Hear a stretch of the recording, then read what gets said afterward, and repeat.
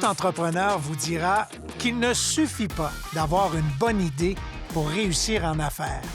Il vous faudra beaucoup de travail, de volonté, de patience, de résilience, une bonne dose de ténacité et par-dessus tout, beaucoup, voire énormément de détermination. Bienvenue à Profession Beauceron. Ici Richard Poulain. Depuis 30 ans maintenant, je vous partage mon amour pour les communications.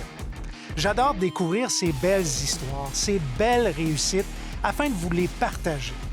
Permettez-moi de vous en raconter une toute nouvelle. Les premières séries de transformation du bois sont apparues au Canada au début du 19e siècle. D'abord mues par la force de l'eau, ces scieries plutôt simples étaient généralement équipées d'une seule lame qui faisait un mouvement de va-et-vient. Quant au chariot ou carriage en anglais, servant à pousser la bille de bois vers la lame, il était déplacé manuellement. Après 1840, on utilise davantage des scies circulaires pour le délignage et l'équarrissage.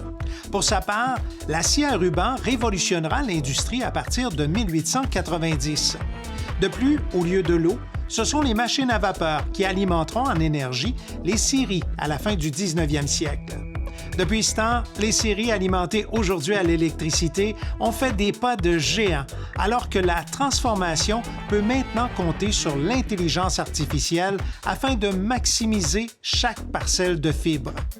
L'usine Comac de Saint-Georges, qui a presque 100 ans, n'a pas débuté dans la fabrication de matériel pour les scieries. Au tout départ, l'entreprise Beauceron, qui a amorcé ses activités à Saint-Éphrem, se spécialisait dans la fabrication de produits en acériculture.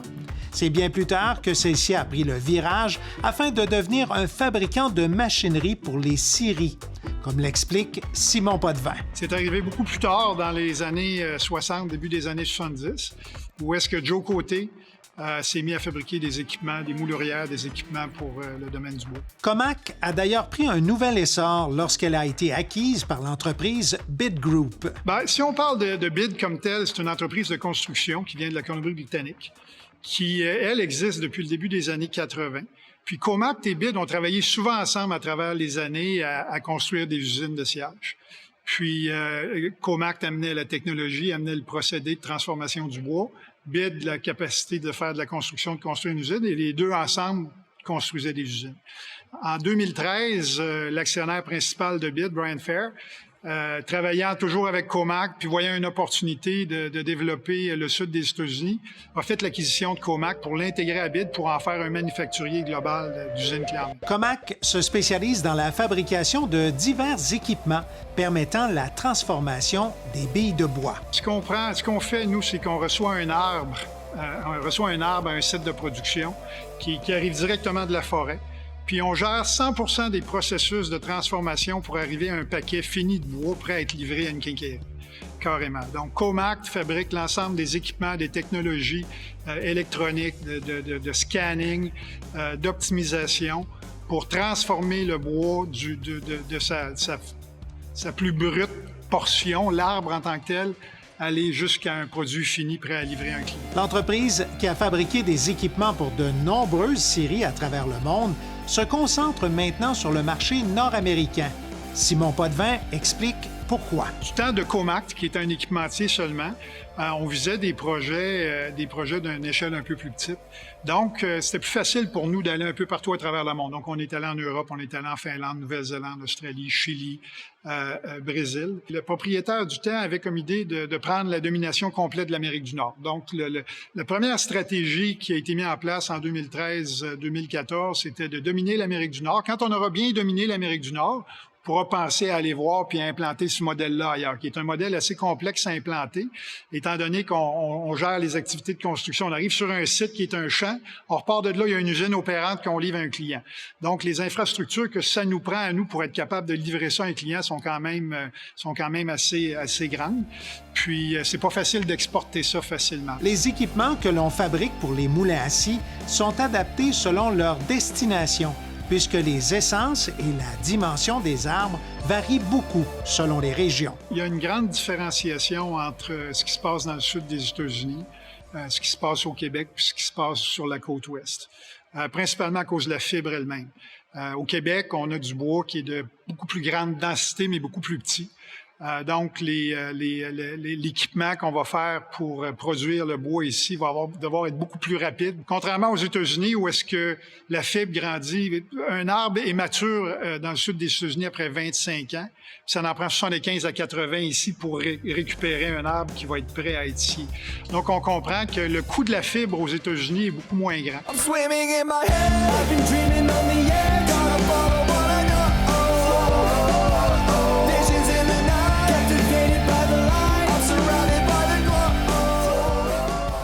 L'un des appareils les plus imposants fabriqués par l'équipementier Beauceron est certes l'écorceur.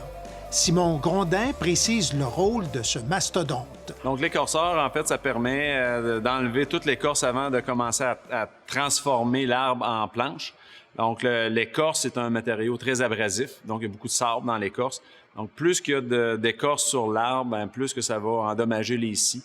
Donc, c'est des scies qui vont virer pour faire nos 2x4, 2x6, 2x8. Puis, l'autre chose, si on laisse trop d'écorce, il y a au niveau des chips. Donc, les papetières ou les gens qui achètent des chips ont des spécifications.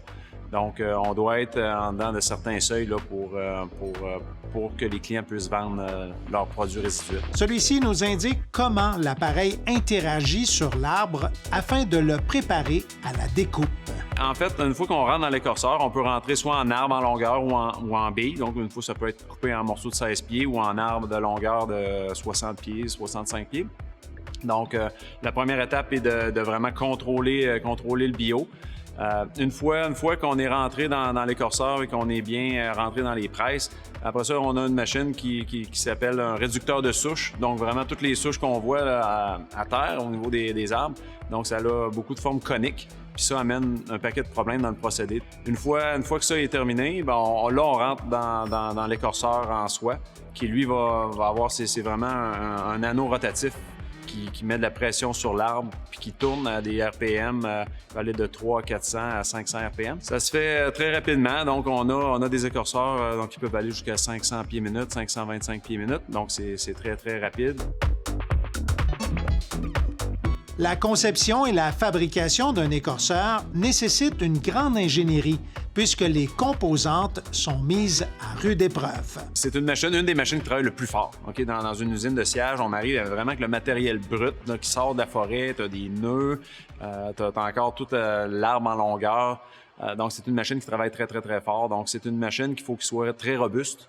Okay, pour prendre tous les chocs qui vont arriver là-dedans. L'autre chose, c'est de s'assurer de la qualité de l'écorçage. Donc, de ne pas garder trop d'écorce sur l'arbre pour endommager plus loin les autres équipements. Nous, on a des scanners qui nous permettent d'optimiser ça au maximum possible et de faire de la rétroaction avec notre machine. Un écorceur est composé de 4 éléments principaux, comme l'explique Simon Grondin. On a vraiment la soudure qui va faire le bâti principal et des sous-pièces. Après ça, une grosse partie aussi d'usinage, donc l'usinage de grande dimension. Donc ça, c'est la deuxième partie. Puis une des parties les plus complexes, c'est l'assemblage mécanique. Donc c'est une machine très technologique qui a beaucoup de composants de précision là-dedans. Puis pour terminer avec la peinture. Celui-ci précise les pièces qui jouent un rôle prépondérant dans le fonctionnement de l'appareil. Les pièces les plus importantes, on a les presses, donc qui permettent de tenir le bois, d'avoir un bon contrôle sur le bois. Puis vraiment la partie maîtresse qui est l'écorceur en soi, donc l'anneau où les outils vont être montés qui tournent. Donc ça, c'est vraiment la partie maîtresse. Puis on a aussi la partie avant du réducteur de souche. Donc c'est des 4 têtes ensemble qui vont bouger selon le diamètre de l'arbre pour aller chercher le plus proche du diamètre. I'm swimming in my head, I've been dreaming on the air, gonna follow what I know.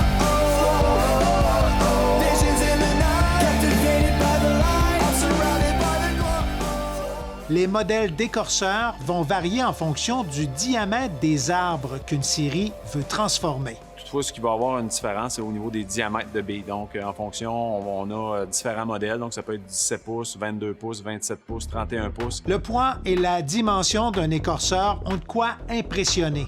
Simon Grondin nous en donne un exemple. L'écorceur qu'on a se transporte sur 5 vannes pour aller au chantier final. L'usine Comac de Saint-Georges se spécialise dans la fabrication d'appareils complexes. Ce qu'on essaie de spécifier, l'usine ici, c'est des machines les plus complexes qu'on a. Donc, les machines qui vont toucher au bois, qui vont donner les machines de précision, les machines de haute vitesse. Donc, c'est vraiment qui ont besoin de beaucoup d'usinage, d'assemblage mécanique très technique, ce qui est typiquement ce qu'on voit au niveau des lignes de sciage. Donc, il va débiter le bois, là, qui va prendre l'arbre ou la bible, la débiter en 2x4, et des équipements comme l'écorceur là, qui travaillent extrêmement fort aussi. Une des grandes valeurs ajoutées de Comac, c'est sa capacité de fabriquer une série de A à Z. Cette façon de faire permet d'accélérer de beaucoup le processus de réalisation, d'ajouter Simon Potvin. Le passé de construire une usine comme ça se faisait avec des consultants, se faisait avec différents manufacturiers, puis tous ces intervenants-là devaient travailler ensemble pour arriver à produire une usine, ce que nous, on contrôle à 100 %. Donc, quelque chose qui se faisait entre 24 à 36 mois avant se fait aujourd'hui en dedans de 12 mois. L'innovation est le cheval de bataille de toutes les entreprises qui souhaitent poursuivre leur croissance. Le Centre de recherche et développement à l'usine Comac de Saint-Georges a permis de développer des appareils plus perfectionnés, dont l'écorceur notamment. Notre centre R&D est ici depuis déjà presque 4 ou 5 ans. Donc, on a expansionné notre centre de recherche ici qui nous a permis, l'écorceur était un des premiers produits qu'on a fait ici. Donc, on a maintenant rendu un produit standard dans nos lignes qu'on vend partout en Amérique du Nord. Puis on a d'autres projets là, qui sont toujours des projets intéressants pour le futur de l'industrie. Donc, on a toujours une équipe qui travaille sur l'avenir de la compagnie pendant qu'il y a une autre partie de l'équipe, une grosse partie de l'équipe qui travaille à faire arriver ce qu'on a vendu.